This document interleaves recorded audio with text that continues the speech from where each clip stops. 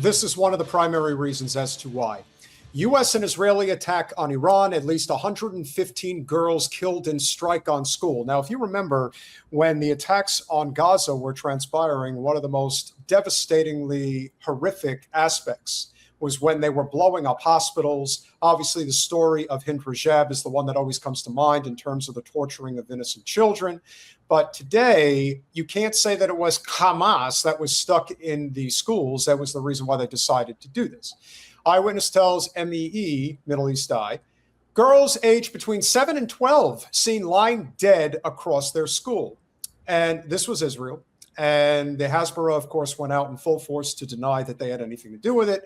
Of course, we know that's not true. At least 115 people, almost all of them young girls, have been killed in an airstrike on a primary school in southern Iran, according to the city's governor. The attack on Saturday morning hit Sharija Taiba School in the city of Minab in Hormozgan province, as the U.S. and Israel began launching strikes on targets across Iran. The victims were between 7 and 12, according to Iran's Tassim and FAR news agencies. A staff member of the Minab school, who asked not to be named, told Middle East Eye she remains in shock at the intensity of the attack. Through tears, she said she used to watch the young girls playing at school every day. After today's strikes, however, she saw their bodies lying on classroom benches and in different corners of the school. She said she had stepped out of the school to take care of something when she suddenly heard a horrifying sound. Within seconds, a missile hit the school building. After hearing the blast, she ran back towards the school and was faced with a scene she says she would never forget. I felt like I had gone mute. I couldn't speak. You could hear the sound of children crying and screaming. When rescue teams arrived, she said, they began to understand the scale of the disaster. We still don't know how many are under the rubble. Some are even saying more than 100. Some of these small children are severely injured. Their parents have come to the school, and this place has turned into a house of mourning. The airstrike on the school left many inside the building trapped beneath the rubble. Sounds pretty familiar, doesn't it, folks?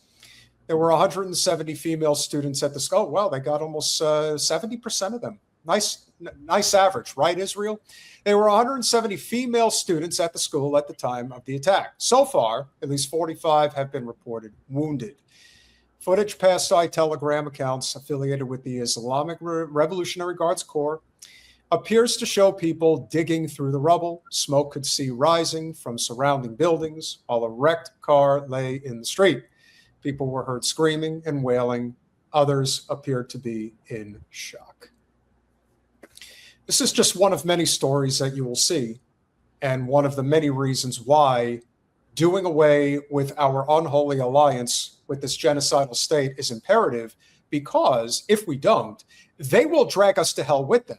That's what I think a lot of people fail to understand. And one other aspect that I would appreciate if you could share some insight on that we have been pretty much convinced of is the reason why they've been able to get away with as much as they've gotten away with is the Hannibal Directive. The decision that will be made if ultimately Israel is backed into a corner and the use of nuclear weapons becomes very real. Anytime Netanyahu issues a statement about the ballistic missiles can reach the United States cities and this and that, what I really think he's saying is we will attack you if you don't just get on board with what we have to do. That's my opinion. Tell me I'm wrong. Yeah. Can you repeat the main elements of that question? I got a little lost there.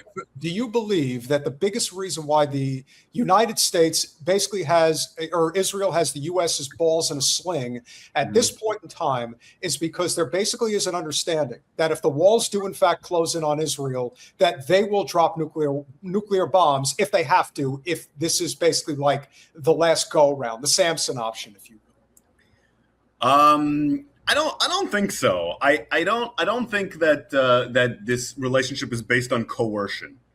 I think the relationship is based on seduction. You know, I did a lot of work in my PhD research on how Israel established the security connection with the United States, and what they've done is they've become sort of an essential link in the American industrial complex.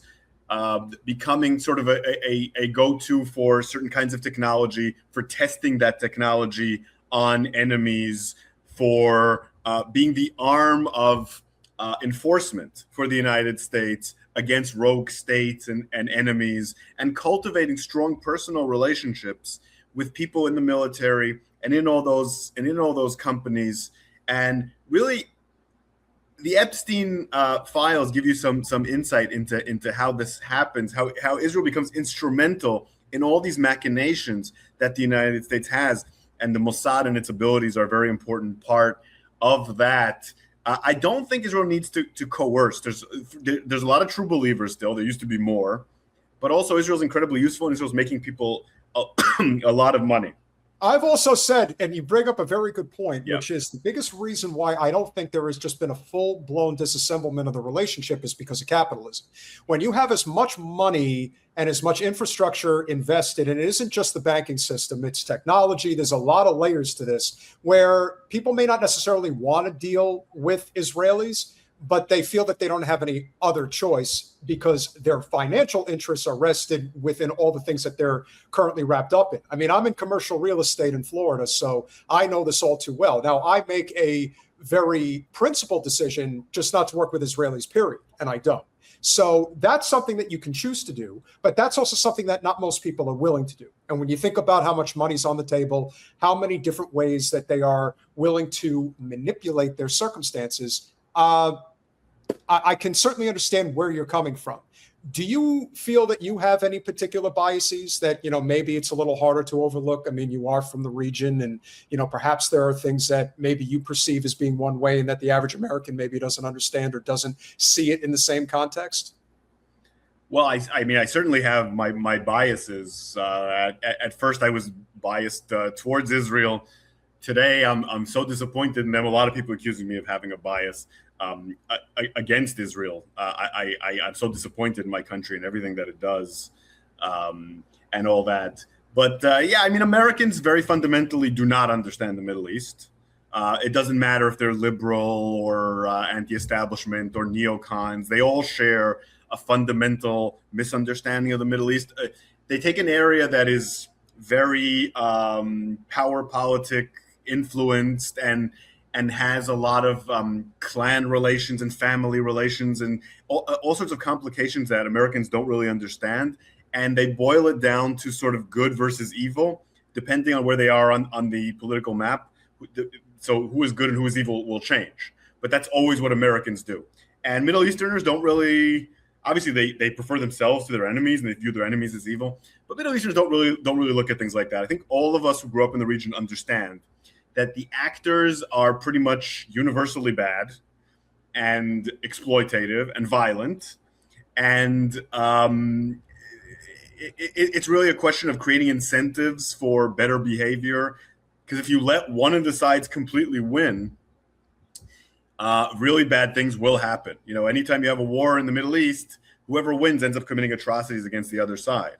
And I think that there's a real danger Americans have of viewing one side as good. I'm seeing a lot of people defending the Iranian regime right now.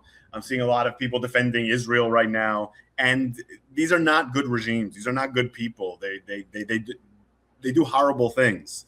And it's important for us to be realistic about that when we're looking at the Middle East.